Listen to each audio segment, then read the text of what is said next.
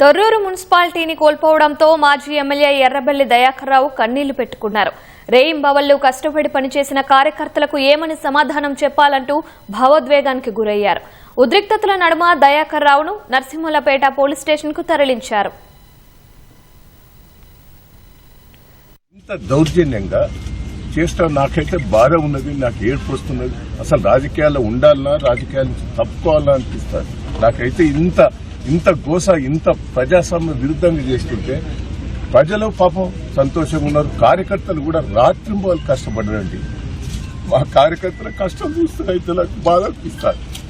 ప్రజలైతే కార్యకర్తలు 2 రోజుల బట్టి భోజనం లేకుండా 10,000 మంది కార్యకర్తలు వచ్చి రాత్రింబోలు కష్టపడ్డట్టు నా కోసం నేను ఏం చెప్పాలి, ఏందైనా చెప్పాలి.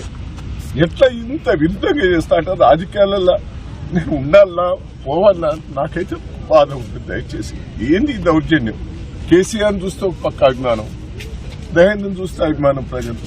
కానీ ఇంత అరాచకాలు చూస్తుంటే నాకైతే ఏమన్నా చెప్పండి. నా కార్యకర్తలకు ఏం జవాబు చెప్పుకోవాలి? కార్యకర్తలకు నేను ఏం జవాబు చెప్పాలి?